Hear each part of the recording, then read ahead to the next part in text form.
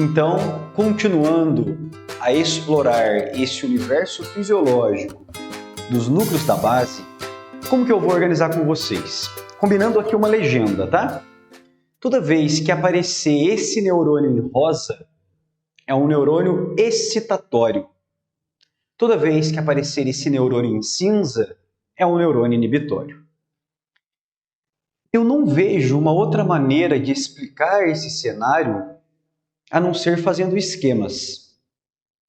Como, por exemplo, esse esquema onde eu coloco o estriado, o globo pálido, o núcleo subtalâmico e aqui a substância negra.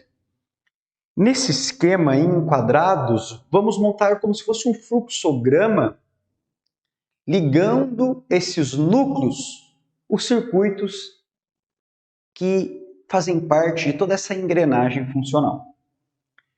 A substância negra, ela não entra agora nesse início da explicação. Ela é um circuito subsidiário. Após a compreensão de todo o restante, eu coloco a substância negra. Combinado? Então vamos esquecer um pouquinho dela. Bom, eu tenho estriado, ok. Lembrando que é globo pálido e putâmen. Desculpa, lembrando que é putâmen e caudado. Eu tenho o globo pálido, o externo e o interno, e o núcleo subtalâmico. Ok. Uma peça vital que não pertence aos núcleos da base, do ponto de vista estrutural, mas do ponto de vista funcional, ela partilha dessa engrenagem, é o tálamo. Então, vamos colocar o tálamo aqui também. Por enquanto, tudo bem? Estamos montando aqui um esquema, tá? Quem mais eu vou colocar aqui?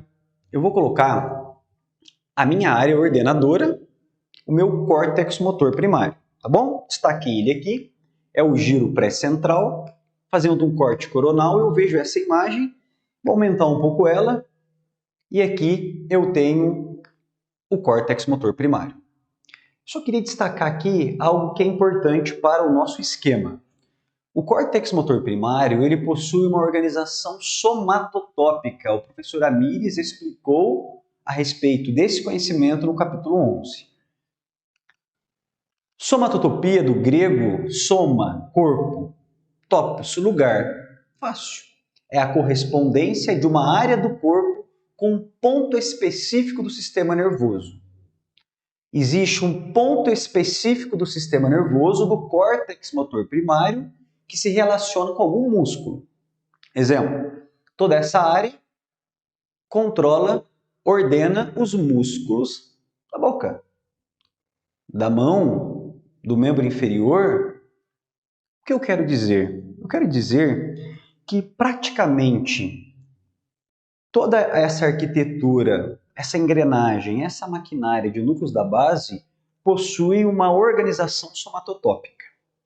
Nessa organização somatotópica, eu tenho para cada músculo do meu corpo, em média, os 650 músculos, um neurônio motor destinado a controlá-lo. Ok? Muito bem. Continuando, agora eu tenho quase o esquema completo. Eu tenho o estriado, eu tenho o globo pálido, o núcleo subtalâmico, o tálamo e o córtex motor primário, que é o meu ordenador dos movimentos. Mais uma informação importante. O tálamo é ele que aciona o córtex motor primário. É ele que estimula os neurônios motores para que eu tenha a ordenação do movimento. O tálamo, então, é como se fosse um interruptor. Ele liga o córtex motor primário. E aí? E aí que eu já faço uma pergunta agora para você. Se o tálamo, ele aciona o córtex motor primário, por que o tálamo não faz isso constantemente? Os meus movimentos, eles constantemente ficam errados. Porque, na verdade, esse tálamo, ele não fica aí a todo momento trabalhando. Ele não pode ficar a todo momento ativo, estimulando o meu córtex motor primário. A natureza não quer isso. O meu sistema nervoso não quer isso. Por isso que guardem essa informação. existe uma ação tônica do globo pálido interno, um tônus, mesmo no repouso ele está agindo, que é fazer o quê? Olha, lembra?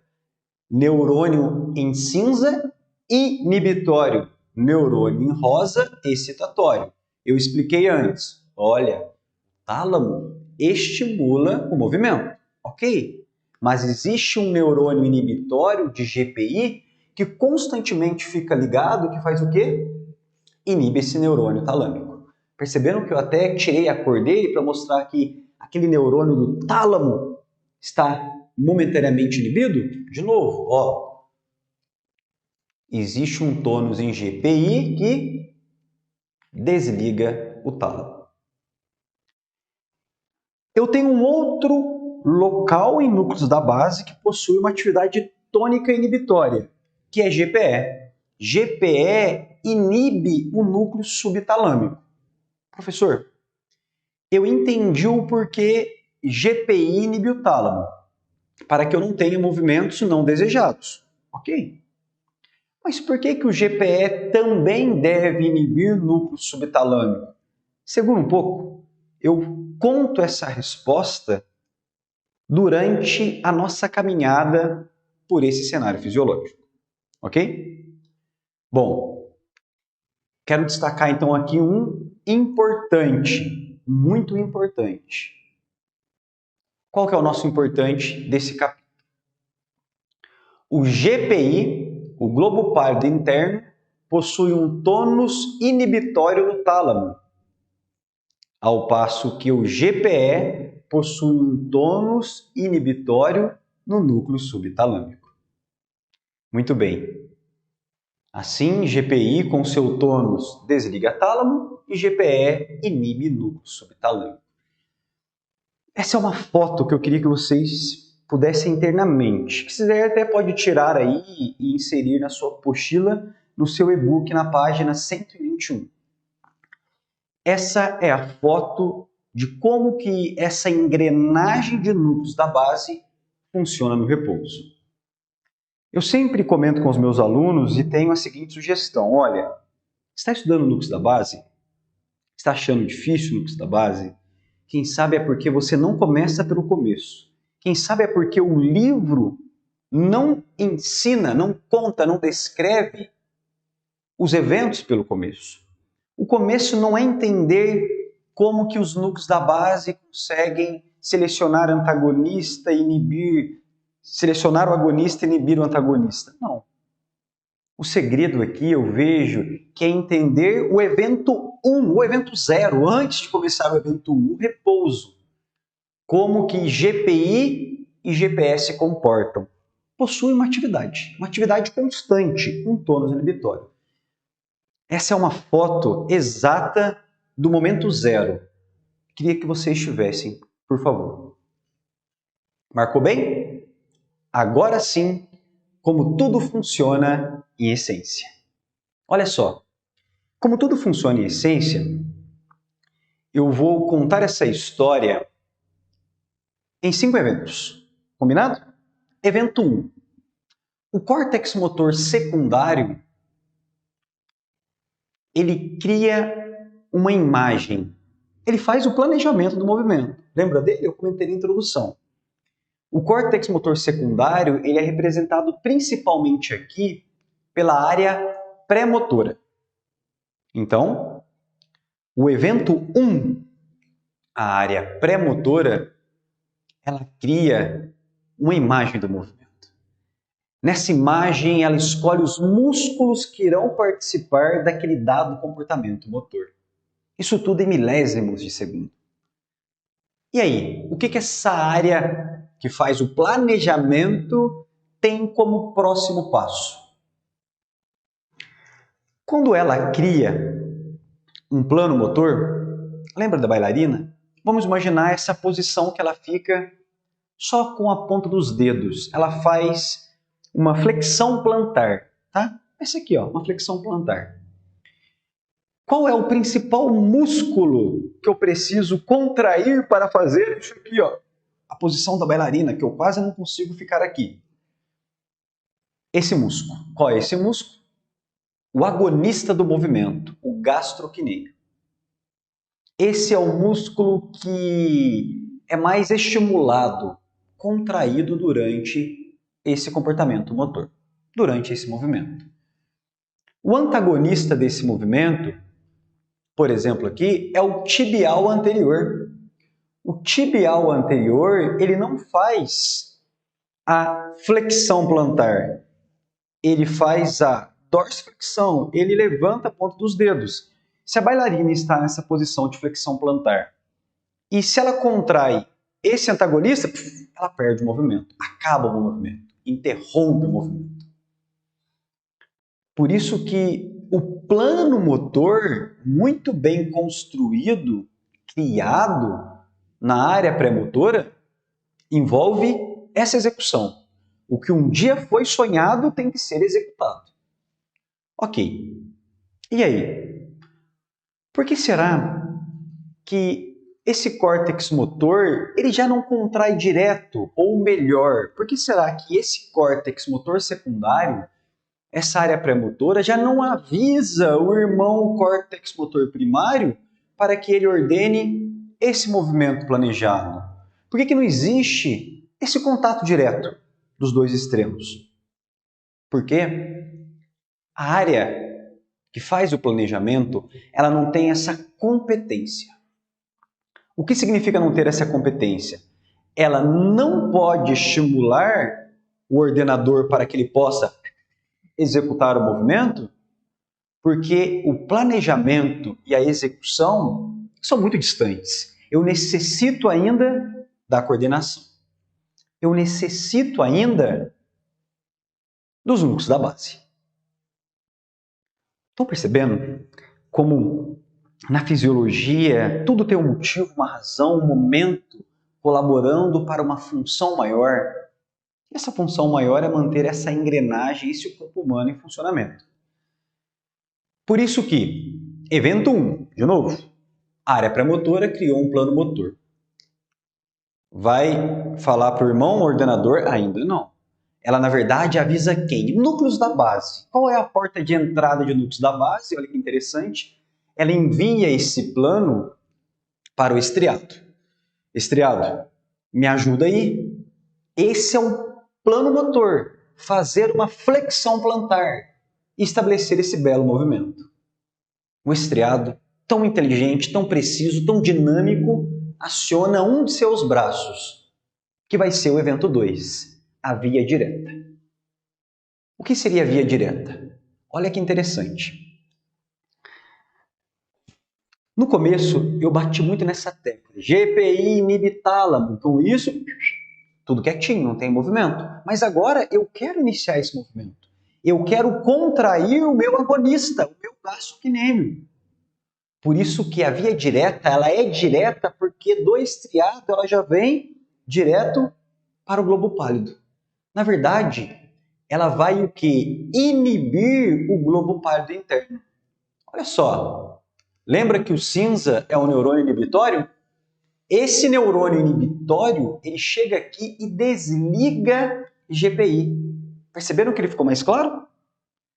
Com isso, quem é que ficou livre, leve e solto? O tálamo. E esse tálamo agora pode estimular a contração daquele músculo. Eu vou voltar com vocês. Eu sei que você pode voltar o vídeo, mas eu também tenho essa necessidade de voltar e reforçar essa explicação. Olha só que interessante, que belo. Eu tinha aqui uma ação desse neurônio inibitório em tálamo quieto. Veio a via inibitória e desligou esse neurônio inibitório. Com isso, quem entra em ação ficou livre dessa inibição, o tálamo, acionando o movimento desejado, acionando aquele agonista. Eu gosto de fazer uma analogia aqui interessante. Imagina que o tálamo é um cavalo sem freio que quer galopar. O galopar significa que ele quer iniciar o movimento. Só que esse cavalo, naturalmente, ele fica seguro. Por quem? Pelo GPI. Vamos imaginar que GPI é um cowboy. Tálamo é o cavalo, GPI é o cowboy, E esse neurônio inibitório de GPI é um laço segurando esse cowboy. Desculpa, segurando esse cavalo. Quando vem a via direta, quando o estriado inibe GPI, é como se eu desse uma paulada na cabeça do cowboy. Momentaneamente, o laço ele sai do cavalo e o cavalo fica livre para galopar. Nesse caso, o tálamo para acionar o meu agonista. Essa é a via direta. É um retrato exato da via direta. O passo 2. Então, vejam bem, esse é um retrato exato da via direta. A via direta está liberando a contração do meu agonista. O que eu chamo aqui de evento 3. Olha só, os 3 eventos por enquanto. O córtex motor secundário, a área pré-motora, criou um plano. O estriado recebe esse plano, inibe o GPI, com isso o tálamo fica livre para que o agonista possa realizar sua contração. E aí eu pergunto, por que então que esse antagonista, de novo, não acessa esse movimento e atrapalha, e essa bailarina, ela cai? Porque de maneira exata, pontual, acontece o quarto evento. O mais bonito deles. Qual que é o quarto evento? A via indireta também acontece em paralelo com a direta. O estriado ele é tão inteligente que quando ele recebe aquele plano, aquela ideia, ele aciona a via direta para os agonistas do movimento e a indireta para os antagonistas. Por que então que eu não vou contrair tudo? Olha que legal o estriado. Uma outra parte do estriado, que forma a via indireta, não é destinada a GPI, a GPE. Por isso que ela é indireta, ela não vai no finalzinho, ela para antes. O que acontece? O estriado também manda o neurônio inibitório para a GPE. Se eu desligo o GPE, lembra que ele tinha um tônus de ação em núcleo subtalâmico? Eu corto esse tônus de ação. Quem é que ficou livre agora? Leve e solto. O núcleo subtalâmico. Qual que vai ser a função do núcleo subtalâmico? Esse é o nosso calcanhar de Aquiles aqui. Guarde bem. O núcleo subtalâmico, ele tem qual efeito? Ele estimula os neurônios de GPI que estão relacionados com esse músculo antagonista. Olha que interessante. Se ele aciona esse neurônio inibitório, o tálamo não consegue liberar o movimento para os antagonistas. Com isso, o antagonista, no evento quinto, fechando todo o ciclo, fica em silêncio. Olha que bonita essa via indireta. Vou voltar igual eu fiz com a indireta. Olha só. Ó, minha pergunta. Ô professor, eu entendi a via direta, ativando agonistas. Mas por que que o antagonista também não entra em ação? Não atrapalha aquele comportamento motor? Porque ele vai ficar em silêncio, porque a via indireta vai inibir ele. Então, de maneira exata, o estriado, ao mesmo passo que libera uma via direta, libera uma outra alça indireta. A indireta, ela inibe GPE. Inibindo GPE, GPE perde momentaneamente a sua ação. Quem fica livre? Núcleo subtalâmico, que aciona, que liga, que estimula GPI para aqueles neurônios que estão relacionados com o movimento, sendo os antagonistas. E aqui eu vejo uma foto exata de toda essa engrenagem. É muito bonito. Bom, se eu pego os 5 eventos, eu destaco agora, numa imagem um pouco mais limpa, o que está acontecendo. Via direta, inibe GPI, GPI então não mais segura tálamo, tálamo fica livre para os agonistas do movimento. Por isso que eu posso falar que a via direta ativa o agonista. Ao passo que a via indireta inibe GPE, núcleo subtalâmico fica livre para ligar os neurônios de GPI que são inibitórios. Por isso que nenhum neurônio de tálamo relacionado com o antagonista é acionado. Posso concluir que a via indireta inibe antagonista, ela é inibitória. Ela é indireta porque ela precisou do núcleo subtalâmico para chegar em GPI, enquanto que a direta veio direto. Tá vendo que não é difícil? É manter a calma, é fazer um bom esquema. E aí, professor? E a substância negra? Ela está aqui. A nossa substância negra. Ela é um circuito subsidiário. Olha como ela participa. Vamos aumentar aqui. Ela envia neurônios que são dopaminérgicos para o estriado. No entanto, que essa via é muito famosa, é a via nigro, que sai de substância negra estriatal, que chega no corpo estriado. Qual é o neurotransmissor? Se é um neurônio dopaminérgico, dopamina. E o que essa dopamina faz lá no corpo estriado? Olha que interessante. No corpo estriado, tanto nos neurônios da via direta quanto nos neurônios da via indireta, eu tenho receptores de dopamina. Todavia, são receptores diferentes. Na via direta, que eu represento aqui, o receptor D1 está em verde, enquanto que na via direta, os neurônios possuem receptores D2, aqui em vermelho. Olha só, a dopamina secretada no corpo estriado, ela vai achar tanto receptores que são D1, quanto receptores D2. Nos dois casos, eu tenho a ação da dopamina agindo no seu receptor, se ligando no seu receptor, como se fosse uma chave fechadura. A grande diferença é que em D1, a dopamina estimula a via direta, estimula esse neurônio. Quando ela age em D2, ela inibe, consequentemente, ela inibe a via indireta.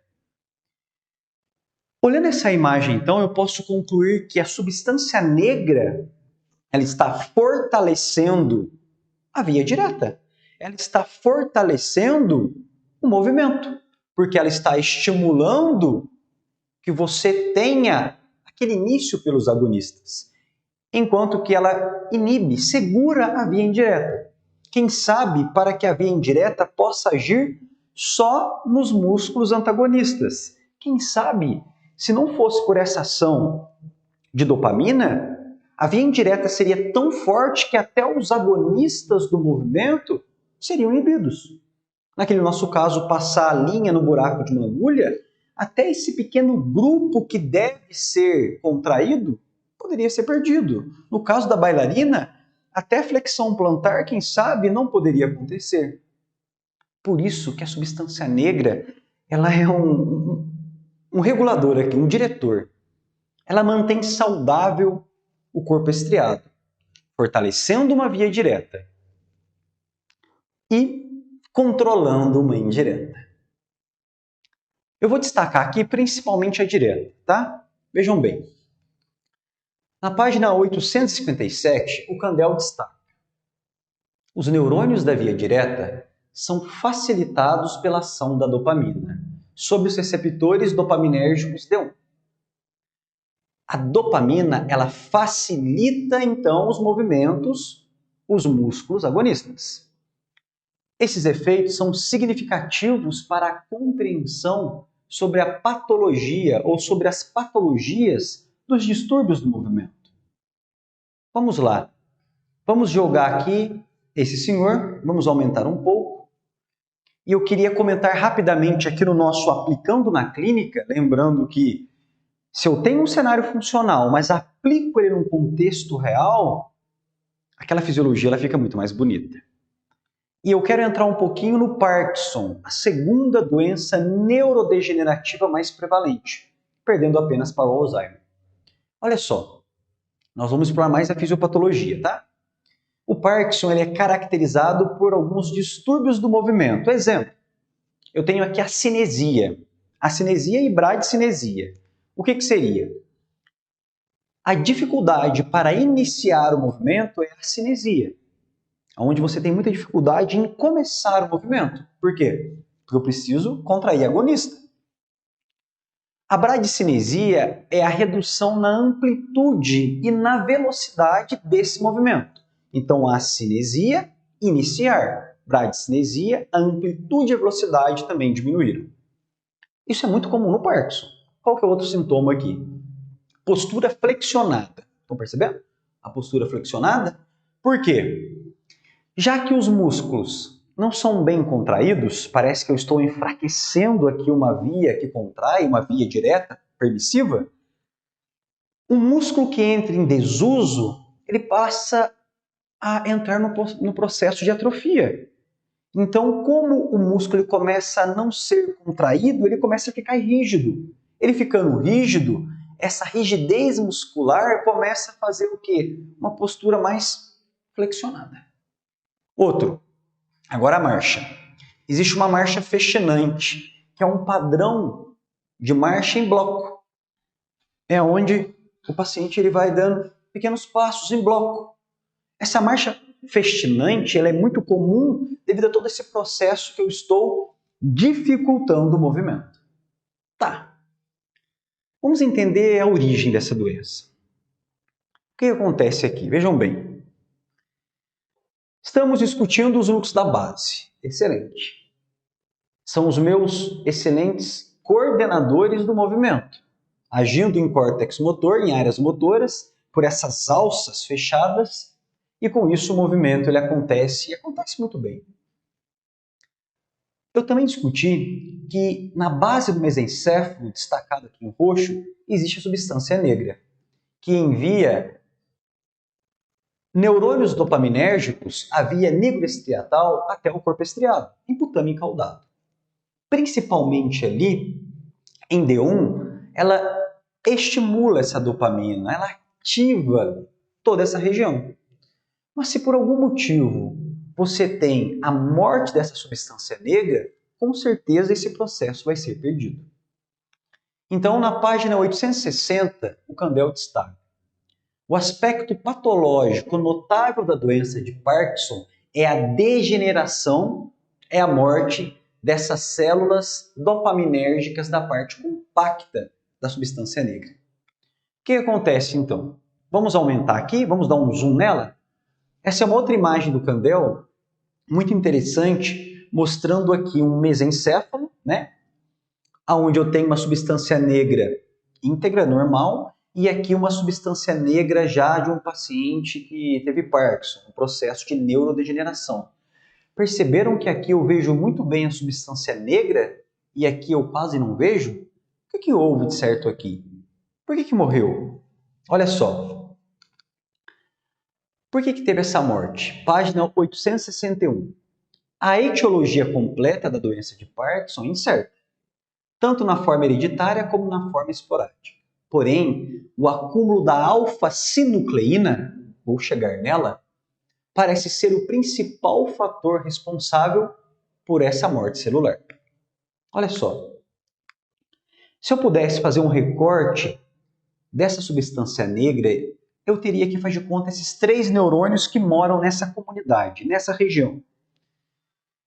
Vou pegar um pedacinho de um neurônio aqui, ó, e vou aumentar a sua membrana plasmática. O que eu tenho aqui? Eu tenho bem na membrana a alfa-sinucleína. A alfa-sinucleína é uma proteína de membrana. A função bem estabelecida dela, ou uma função bem clara, ainda não é compreendida. O que é sabido? Que é uma proteína estrutural de membrana.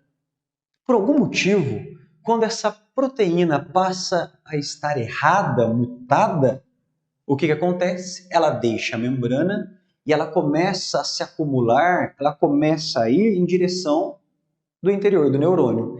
E ali você começa a ter um agregado, uma começa a se unir com a outra, formando agregados proteicos, que eu chamo de corpos de Levy, que foi quem descobriu esse processo fisiopatológico.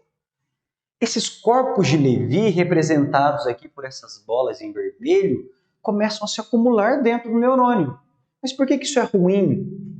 Porque eles dificultam a oxigenação do neurônio, eles dificultam a produção de ATP, de energia, levando à morte, à neurodegeneração. Bom, se essa substância negra, então, ela morre, o seu neurônio dopaminérgico se perde. E a dopamina no corpo estriado também. E aí o que acontece? Acontece que sem dopamina eu não tenho mais aquele estímulo da via direta. A via direta ela perde um circuito subsidiário que a mantinha forte. E ela sozinha é fraca. E ela fraca é desmascarada em todas essas alterações motoras presentes na doença de Parkinson. Olá pessoal, eu espero que vocês estejam gostando do nosso novo canal Fisiologia na Clínica. Caso você esteja gostando então, por favor, se inscreva para não perder nada. Faça parte dessa comunidade do Fisiologia Didática. Curte aí também porque isso fortalece o nosso trabalho e ativa o sininho para não perder nenhum conteúdo. Vejo vocês e até lá!